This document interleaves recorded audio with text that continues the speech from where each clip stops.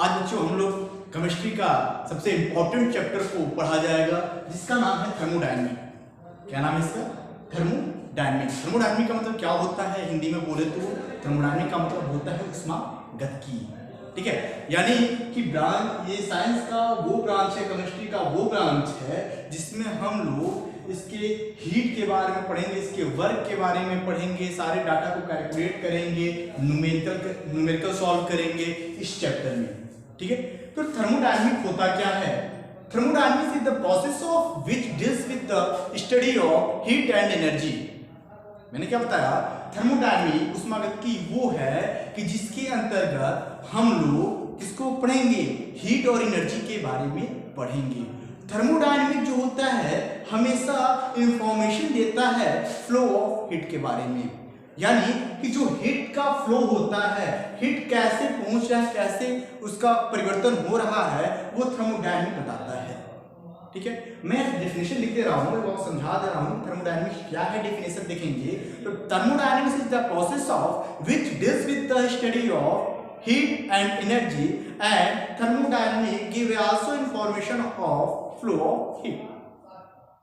ये हीट के फ्लो के बारे में बताता है और ये कभी भी रेट ऑफ रिएक्शन को नहीं बताता है। थर्मोडायनेमिक जो होता है कभी भी रेट ऑफ रिएक्शन को नहीं बताता है, क्योंकि जो रेट ऑफ रिएक्शन होता है, रेट और ऑर्डर जो हम पढ़ते हैं वो केमिकल काइनेटिक्स है, वो अलग चैप्टर है, उसको हम लोग पढ़ेंगे। क्या मैंने बताया कि थर्मोडायनेमिक जो होता है वो कभी भी रेट ऑफ रिएक्शन के बारे में नहीं बताता है। ठीक है, अब ये डिफिनेशन लिखते हैं कि थर्मोडायनेमिक क्या है। डिफिनेशन आप नोट करिएगा, थर्मोडायनेमिक क्या है?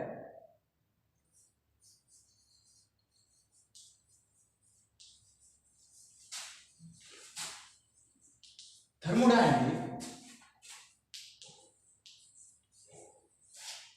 is the process of which deals with the study. Thermodynamic is the process of which deals with the study of heat and energy. ठीक है, थर्मोडायनेमिक वो प्रोसेस होता है जिसके अंतर्गत हम लोग हीट और एनर्जी के बारे में पढ़ते हैं। ठीक है, अब क्या होता है फिर क्या किया कि thermodynamic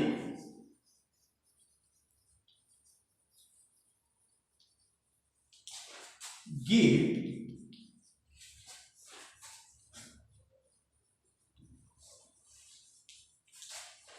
information of thermodynamic give information of flow of heat। ठीक है, नोट करिए मैंने क्या बताया कि थर्मोडायनेमिक लिखा क्या है कि thermodynamic is the process of which deals with the study of heat and energy. Thermodynamic give an information of flow of heat. ठीक है, अब क्या है मैंने फिर ये बता दे रहा हूं कि ये कभी भी याद रखिएगा, ये कभी भी रेट ऑफ रिएक्शन के बारे में नहीं बताता है, क्योंकि रेट ऑफ रिएक्शन जो होता है वो केमिकल काइनेटिक्स में बताई जाती है। ठीक है, सबसे इंपॉर्टेंट फीचर क्या है, ये कभी भी रेट ऑफ रिएक्शन के बारे में नहीं बताएगा। ठीक है, अब बात करते हैं इसके टर्म के बारे में। इसके बारे में टर्म्स क्या क्या होते हैं आपको पता होगा कि इसमें जो टर्म होते हैं वो क्या होते हैं? सिस्टम होते हैं, सराउंडिंग होते हैं और यूनिवर्स होते हैं। क्या क्या होते हैं? सिस्टम होते हैं, सराउंडिंग होते हैं और यूनिवर्स होते हैं। ठीक है, यहां मैं लिख दे रहा हूं टाइप टर्म ऑफ, ये नोट कर लीजिए आप लोग, यहां पर मैं लिख दे रहा हूं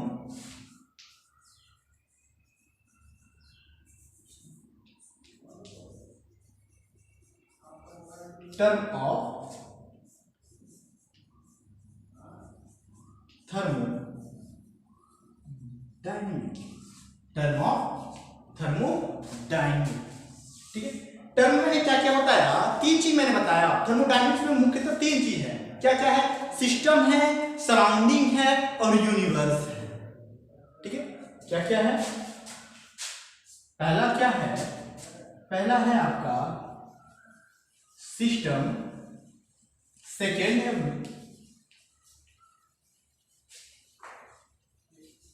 सराउंडिंग और थर्ड है यूनिवर्स। ठीक है, सिस्टम, सराउंडिंग और यूनिवर्स।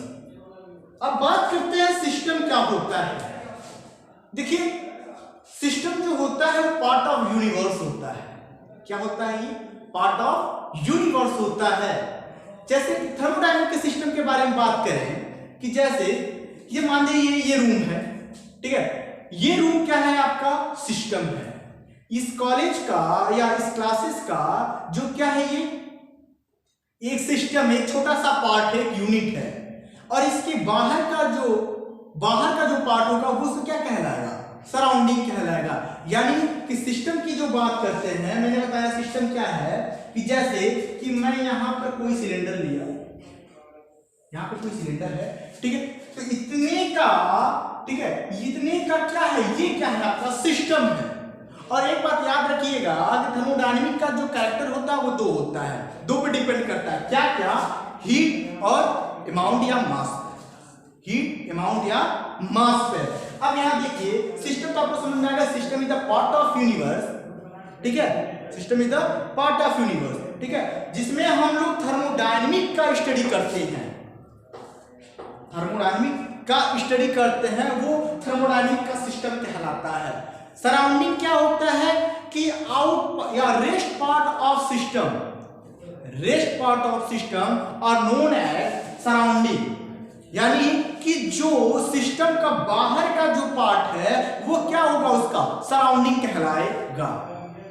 ठीक है, समझ में आया?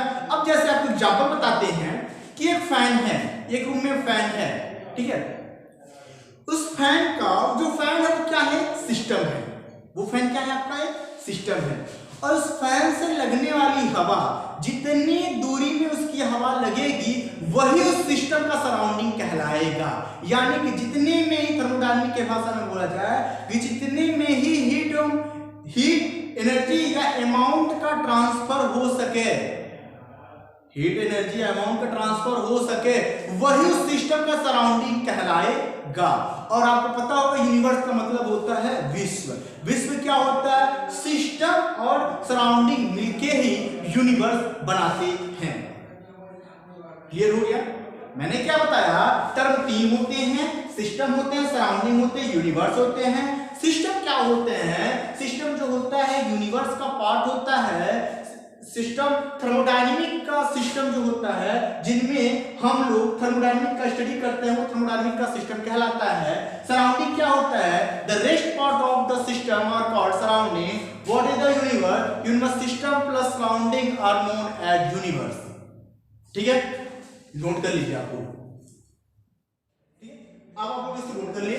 अब हम देखते हैं, जैसे कि हम लोग टर्म देखें, अब हम लोग देखेंगे सिस्टम के बारे में। किसके बारे में देखेंगे? सिस्टम के बारे में। अब सिस्टम जो होता है बच्चों, सिस्टम को भी सराउंडिंग और सिस्टम के आधार पर, सराउंडिंग और सिस्टम के रिलेशनशिप के आधार पर इसको तीन बराबर भागों में बांटा गया। ठीक है, अकॉर्डिंग या कह सकते हैं कि relationship between system to surrounding system are mainly differentiated into the three parts. First, open system. Second, closed system. Third, isolated system. ठीक है, लिखते हैं सिस्टम के बारे में। समझ में आ रहा है बच्चों? System, okay. सिस्टम का मतलब मैंने क्या बताया? सिस्टम का हिंदी क्या होता है? बहुत से लोग यूपी बोर्ड वाले भी होंगे, तो सिस्टम का मतलब समझा दे रहे हैं आपको। सिस्टम का मतलब होता है बच्चों निकाय। ठीक है, मैंने बताया जैसे कि एक फैन का एग्जांपल मैंने लिया। मैंने क्या बताया? जैसे कि जो पंखा है वो सिस्टम है और उसकी हवा जितनी दूर तक लगती है वही उस सिस्टम का सराउंडिंग कहलाएगा। जैसे यहां पर मैं क्या लेता हूं, एक ये सिस्टम है, ठीक है, assume that क्या ये सिस्टम है और इस सिस्टम का सराउंडिंग ये है, इस सिस्टम का सराउंडिंग ये है। मैंने क्या, दो कैरेक्टर होता है, हीट एनर्जी होता है ना, एनर्जी और अमाउंट, एनर्जी और अमाउंट, ये दो कैरेक्टर होते हैं। देखिए हीट जो होता है, जो एनर्जी होता है, वो हीट का एक फॉर्म होता है, या हीट बोलो आप या तो एनर्जी बोलो, ठीक है, दोनों भी बोल सकते हो। अब मैं क्या बता रहा हूं, सिस्टम में हीट एनर्जी और दो कैरेक्टर होते हैं, क्या क्या होते हैं आपका, हीट और एनर्जी। सेकेंड क्या होता है आपका, अमाउंट ऑफ मास, ठीक है, अमाउंट ऑफ मास,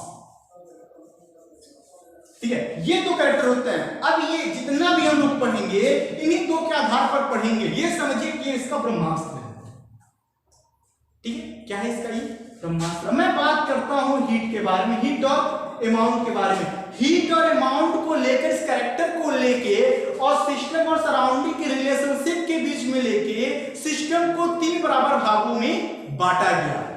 कौन कौन सा, पहला है ओपन सिस्टम, सेकेंड है क्लोज सिस्टम और थर्ड है आइसोलेटेड सिस्टम, ठीक है। अब एक एक का हम डेफिनेशन देखते हैं। What is the open system, what is the open system, open system is a part of system, ठीक है, वेयर एनर्जी एंड मास या हीट और mass transfer to system to surrounding और surrounding to system, that are called open system, ठीक है। या ये भी कह सकते हैं कि इसमें जो थर्मोडायनेमिक में जो हीट होता है और एनर्जी, हीट या एनर्जी या अमाउंट जो होता है वो कांस्टेंट नहीं होते हैं, ये सिस्टम के सराउंडिंग में एक्सचेंज करते हैं।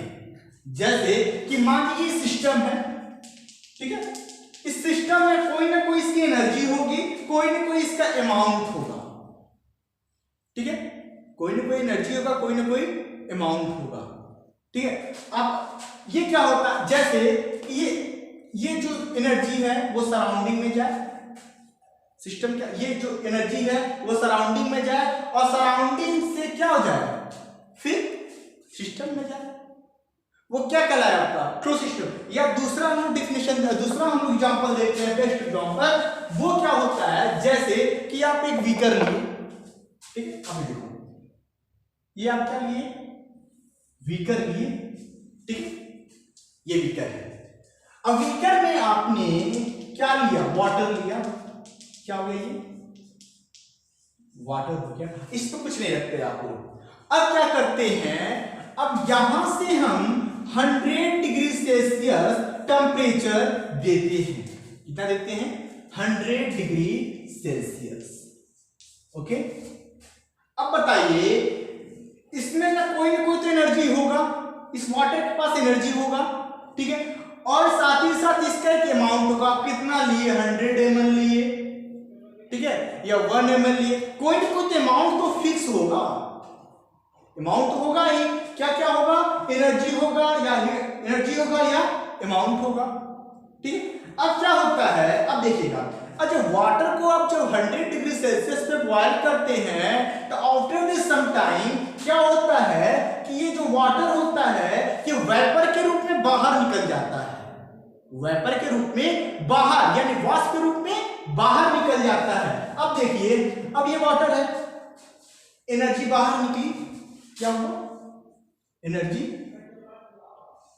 बाहर निकली, सिस्टम तो है ही, समझिएगा, ये जो बीकर है वो क्या है, वो सिस्टम है, और इसके बाहर का the rest part of the system are known है सराउंडिंग, ठीक है। अब क्या होता है, अब अमाउंट भी कम होता है, क्या, जितना भैया वाटर लिए थे कुछ समय के बाद ये वाटर जो है वो वेपर के रूप में बाहर निकल जा रहा है, वेपर के रूप में बाहर निकल जा रहा है। अब मैंने जब 100 डिग्री सेल्सियस दिया, देखिएगा, तो ये एनर्जी और अमाउंट को क्या करा, वो कन्वर्ट कर दिया।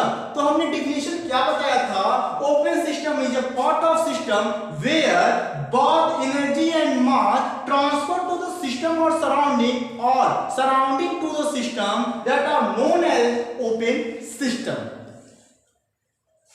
हिंदी में बोलते हैं ओपन सिस्टम का मतलब क्या था? निकाय। ओपन का मतलब खुला। खुला निकाय क्या होता है कि खुला निकाय जो होता है निकाय का एक पार्ट होता है जिसमें एनर्जी और मास जो होता है वो निकाय से परिवेश में और परिवेश से निकाय में बदलता है। वो क्या कहलाएगा? ओपन सिस्टम कहलाएगा। डेफिनेशन की जरूरत है, आप समझ जाएंगे ना? ठीक है, अब बात करते हैं हम क्लोज सिस्टम के बारे में। क्या होते हैं? क्लोज सिस्टम के बारे में। देखिएगा, मैंने क्या बताया? देखिए, कॉमन सेंस होना चाहिए। मैंने क्या बताया कि इसमें क्या होता है? ओपन सिस्टम में एनर्जी और मास दोनों का एक्सचेंज होगा। किसमें किसमें? सिस्टम से सराउंडिंग में। और जो क्लोज सिस्टम होता है, क्लोज सिस्टम भी एक टाइप ऑफ सिस्टम होता है, लेकिन यहां पे केवल एनर्जी ही एक्सचेंज होगा सिस्टम से सराउंडिंग और सराउंडिंग से सिस्टम में। मास हमेशा क्या होगा? कांस्टेंट होगा। मास हमेशा क्या होगा? कांस्टेंट होगा। मैंने क्या बताया? Close system is a type of system where only one energy transfer to system to surrounding or surrounding to system that are known as closed system. ठीक है? And amount are also constant. Constant रहेगा। अब कहेंगे कैसे? क्या कहेंगे? अब कैसे? अब देखिए, ये सब मैंने बताया आपके लिए। किसके लिए? ओपन सिस्टम के लिए। अब क्लोज सिस्टम के लिए लेते हैं। किसके लेते हैं? क्लोज सिस्टम के लिए पहला हुआ। अब दूसरा हम किसके लेते हैं बच्चों? क्लोज सिस्टम के लिए। फिर मैंने क्या लिया? एक बीकर लिया, ले लिया बीकर। अब इसमें मैंने फिर 100 ml का क्या डाला? वाटर डाल दिया। फिर मैं इसको 100 डिग्री सेल्सियस टेम्परेचर दे रहा हूं। लेकिन ये तो सेम हो गया, लेकिन मैं क्या करता हूं? अब की बार इसके ऊपर मैं एक प्लेट रख दे रहा हूं। रख दिया प्लेट। अब जब मैं 100 डिग्री सेल्सियस वाटर को 100 डिग्री सेल्सियस जब टेम्परेचर को मैं दूंगा उस बीकर पे वाटर को बॉयल करने के लिए, तो केवल एनर्जी ही बाहर निकलेगी। केवल एनर्जी ही सिस्टम से बाहर निकलेगी, सराउंडिंग में जाएगी। अमाउंट तो हमेशा फिक्स ही रहेगा। अब कहेंगे कैसे? अब देखिए, आप देखिएगा, ये प्रैक्टिकली करने की बात है। अब कोई बर्तन लिए, बर्तन को 100 डिग्री सेल्सियस पे गैस का बॉयल कर रहे हैं या किसी भी चीज पे बॉयल कर रहे हैं, उस पे प्लेटें दे रहे हैं, तो एनर्जी क्या होगी? बाहर निकलेगी। और जो वाटर वेपर के रूप में जो बाहर निकलेगा बच्चों, वो क्या होगा? वो क्या होगा? ये क्या होगा? ड्रॉप के रूप में जाके प्लेट पे बैठ जाएगा। और जब कूलिंग होगा, जब ठंडा होगा, फिर वही पानी आके क्या हो जाएगा? सरफेस पे आ जाएगा। अमाउंट में कोई चेंजिंग हुआ? नहीं हुआ। यानी कि अमाउंट हमेशा कांस्टेंट है, केवल एनर्जी ही ट्रांसफर हो रही है सिस्टम से सराउंडिंग में। इसलिए इसको हम क्या बोलते हैं? Close system. हिंदी में बोले तो बंद निकाय जो होता है, इसमें केवल एनर्जी ही ट्रांसफर होगा निकाय से परिवेश में या परिवेश से निकाय में, लेकिन कभी भी जो अमाउंट होता है वो ट्रांसफर नहीं होगा सिस्टम से सराउंडिंग में। सिस्टम सराउंडिंग कभी ट्रांसफर नहीं होगा क्योंकि उसकी वैल्यू हमेशा कांस्टेंट रहेगी। The best example of the close system. ठीक है, हो गया। अब देखिए तीसरा क्या बचता है बच्चों? Isolated system. इसमें कोई दिक्कत नहीं, आइसोलेटेड सिस्टम में चलते हैं। आइसोलेटेड सिस्टम क्या होता है? देखिए आइसोलेटेड सिस्टम क्या होता है? यहां पर मैंने क्या बताया? यहां पर दोनों एक्सचेंज होगा। क्या क्या? एनर्जी और अमाउंट दोनों का एक्सचेंज होगा। यहां पर केवल एनर्जी एक्सचेंज होगा, अमाउंट नहीं होगा। और आइसोलेटेड सिस्टम में दोनों नहीं होगा। दोनों क्या होगा? कांस्टेंट रहेगा। जैसे ठीक, मैं क्या कर, अब मैं जो बीकर ले रहा हूं, ठीक है, ये क्या है? चारों तरफ से क्या है? पैक इंसुलेटर है। ठीक है, ना तो इस पे कोई बाहर का प्रेशर काम करेगा, ना तो कोई कुछ कर, लेकिन इसके अंदर तो हीट और अमाउंट तो होगा। अब मैं इस पे कितना भी हीट दूं, क्या ये यहां तक पहुंचेगा? नहीं पहुंचेगा। एनर्जी जो है जो इसे क्या है एनर्जी है वो हमेशा क्या होगा, फिक्स होगा, अमाउंट भी फिक्स होगा, कभी भी सिस्टम सराउंडिंग में ट्रांसफर नहीं होगा भाई, तभी होगा जब इसमें ये क्या नाम है टेम्परेचर क्रिएट करेगा, टेम्परेचर जब इसको जब ताप और प्रेशर पड़ेगा तब ना होगा। ये जो इसका वाल है वो भी इंसुलेटेड है, आइसोलेटेड है, ठीक है।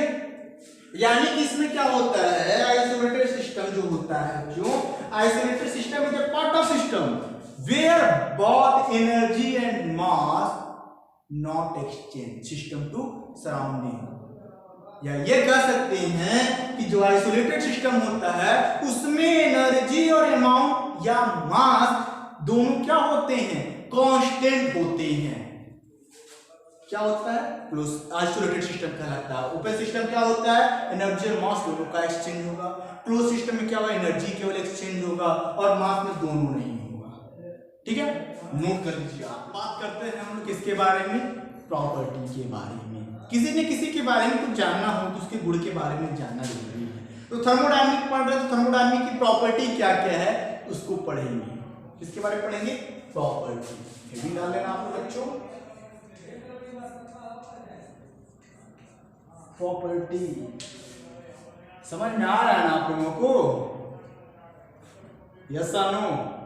आप लोग कमेंट बॉक्स में बताइए जरूर।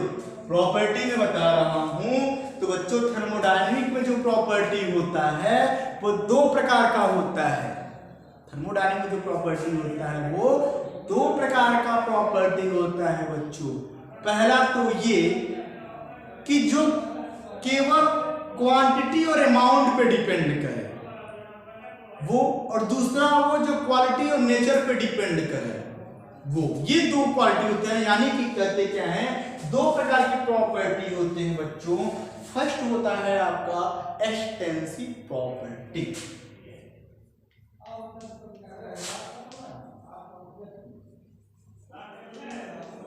एक्सटेंसिव प्रॉपर्टी, ठीक है।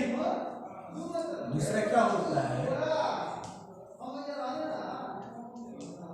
Intensive property. एक्सटेंसिव प्रॉपर्टी और इंटेंसिव प्रॉपर्टी। क्या होता है extensive property? Extensive property are those property of thermodynamic. Extensive property are those property of thermodynamic which depends on quantity or amount and independent on the quality and nature that are known as the extensive property। मैंने क्या बताया, extensive property वो property होता है thermodynamic का जो केवल amount पे और उसके क्वांटिटी पे ही डिपेंड करता है। किस पे अमाउंट, यहां लिख दे रहा हूं, किस पे डिपेंड करेगा, अमाउंट पे और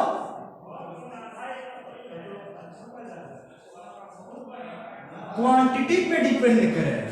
और इंडिपेंडेंट किस पे हो, इंडिपेंडेंट को समझ रहे हो आप लोग, स्वतंत्र। इंडिपेंडेंट का मतलब क्या है, स्वतंत्र। स्वतंत्र किससे होगा, क्वालिटी और नेचर पे। ठीक उसके उल्टा जो इंटेंसिव प्रॉपर्टी होता है, इंटेंसिव प्रॉपर्टी बच्चों जो होता है वो क्वालिटी और नेचर पे डिपेंड करेगा। और इंटेंसिव प्रॉपर्टी और एक्सटेंसिव प्रॉपर्टी क्या कर रहा था, वो क्वांटिटी और अमाउंट पे डिपेंड कर रहा था। और इंटेंसिव प्रॉपर्टी आपको क्वालिटी और नेचर पे डिपेंड कर रहा है, लेकिन इससे स्वतंत्र रहेगा। भैया तुम दूर चलो, यानी कह सकते हैं कि एक्सटेंसिव और इंटेंसिव दोनों एक दूसरे के अपोजिट हैं। ये कहेगा भैया हम तो डिपेंड करेंगे, देखिए ये कहेगा भैया हम तो डिपेंड करेंगे अमाउंट और क्वांटिटी पे। किस पे डिपेंड करेंगे, अमाउंट और क्वांटिटी पे।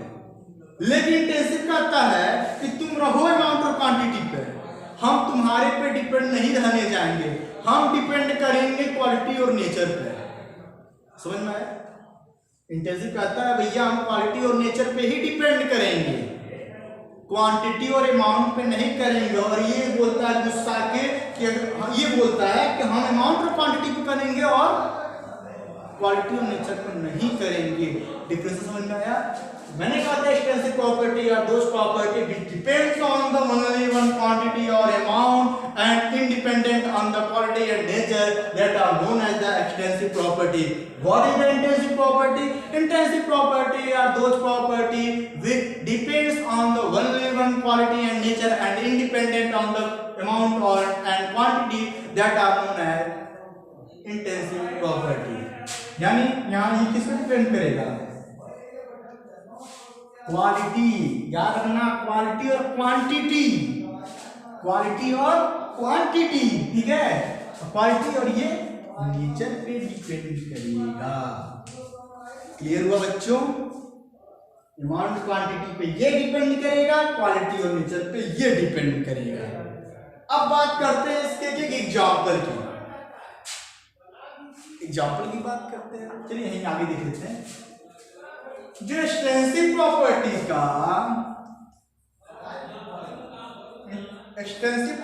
का जो एग्जाम्पल है बच्चों, वो क्या क्या आपका? वॉल्यूम,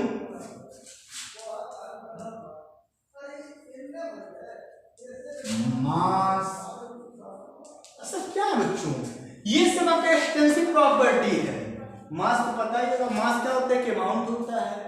ये डिपेंड करेगा वॉल्यूम, मास, जैसे कि कोई भी बीकर लिए, बीकर में कितना लीटर पानी डाले, यानी कि उसके लीटर यानी उसके मास, उसके द्रव के बारे में ही तो बता रहे हैं आप लोग। तो कौन सा प्रॉपर्टी कहलाएगा आपका? एक्सटेंसिव प्रॉपर्टी कहलाएगा। इंटेंसिव प्रॉपर्टी क्या होगा? इंटेंसिव प्रॉपर्टी का जो एग्जांपल होगा, इंटेंसिव प्रॉपर्टी का बच्चों जो एग्जांपल होगा वो आपका होगा टेम्परेचर और प्रेशर। टेम्परेचर और प्रेशर ये किस पे डिपेंड करेगा? क्वालिटी और नेचर पे। अब कहेंगे भैया कैसे? देखो सब में आपको समझ में आ जाएगा। टेम्परेचर, टेम्परेचर क्या करेगा? क्वालिटी के बारे में बताएगा। भैया 100 डिग्री सेल्सियस दे रहे हैं, ठीक है, तो उस पे उस वाटर का बॉइलिंग का नेचर कैसा होगा? ठीक होगा। 50 डिग्री सेल्सियस दे रहे हैं तो उसका नेचर कैसे होगा? यानी कि आपको सब कुछ पता चल रहा है कि इंटेंसिव प्रॉपर्टी का बेस्ट एग्जांपल टेम्परेचर और प्रेशर ही होगा, क्योंकि ये हमेशा क्वालिटी और नेचर पे ही डिपेंड करेगा। एक्सटेंसिव प्रॉपर्टी का डेफिनेशन लिखना पड़ेगा, लिख लोगे आप लोग? मैं रिवाइज कर दे रहा हूं।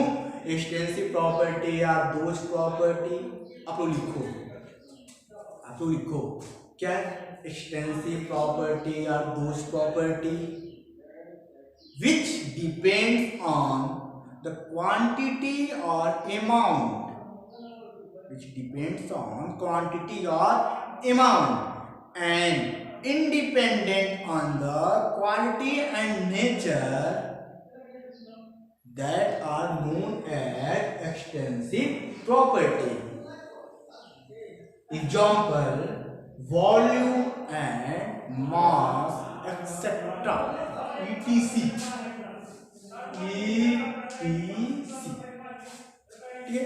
सेकेंड हेडिंग लो, intensive property. Intensive property are those property which depends on the quality and nature and independent on the quantity and amount that are known as intensive property.